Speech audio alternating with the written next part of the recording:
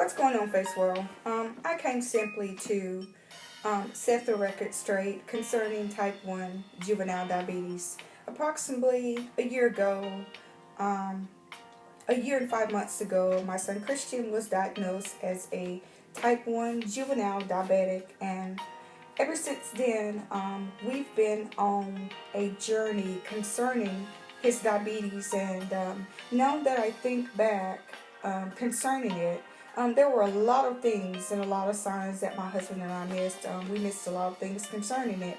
And so I came to set the record straight concerning juvenile diabetes and what it means to us. Juvenile diabetes is it's something that you never get used to, but um, on the contrary, it's something that you don't allow to control you. And so throughout this journey, my son has had plenty of ups and downs. There were days that I've had to encourage him. There were days that he would encourage me and say, "Mom, we're going to get through this." And there would be days that I would cry. I would question God as to why, my son, God, why and how does a healthy 13-year-old come out with a condition of such nature? But I want to say that type 1 juvenile diabetes, it's hard for a kid to deal with. And so there were many of questions coming at us that we never had the answer to. And so my husband and I, we chose to educate ourselves a little bit further than what the nurses explained to us. And so we've done plenty of readings, plenty of researching concerning diabetes. And one thing that I want to bring to your attention, Face World, is that diabetes is caused by a lack of insulin within the pancreas.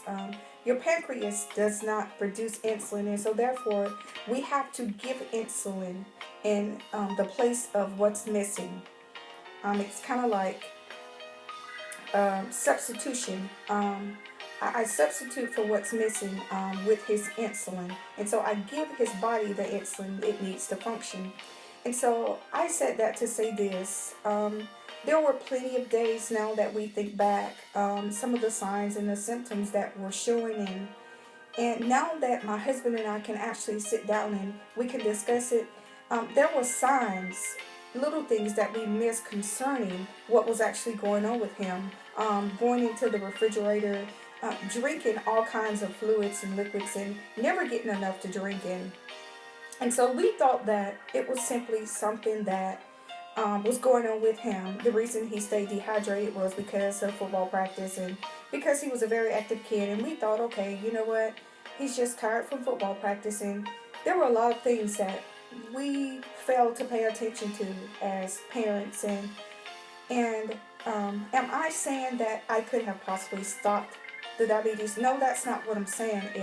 What I'm saying to you parents is it's very important that you pay attention to your child when he or she is trying to tell you something and some of the symptoms that's going on with them. Because had you told me a year and 5 months ago that my son Christian was a type 1 juvenile diabetic, I wouldn't have believed you. Why do you say that? I say that because simply I did not recognize the signs and the symptoms of type 1 juvenile diabetes. And so I said that to say it's very important that if you're ever dealing with diabetes, that you yourself educate beyond what the nurses are telling you.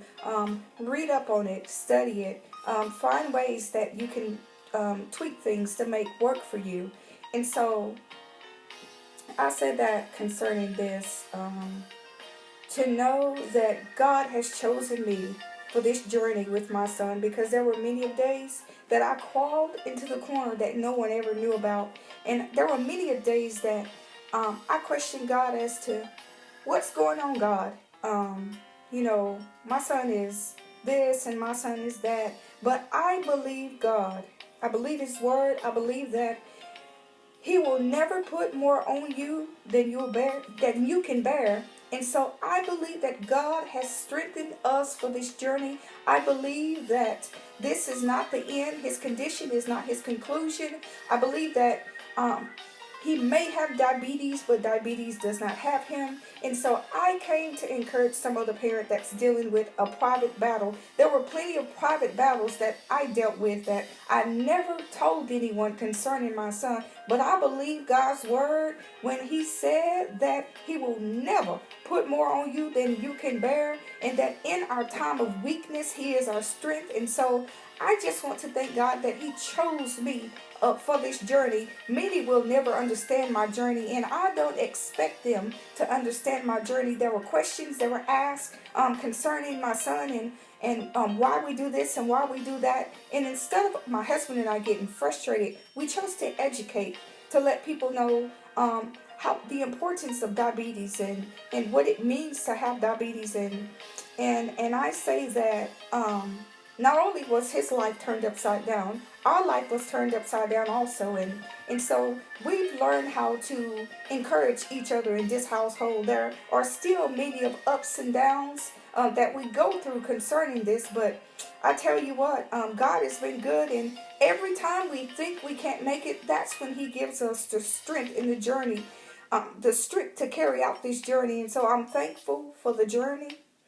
Even when I find myself trying to explain to others who don't understand, I always say, God, you know. And yes,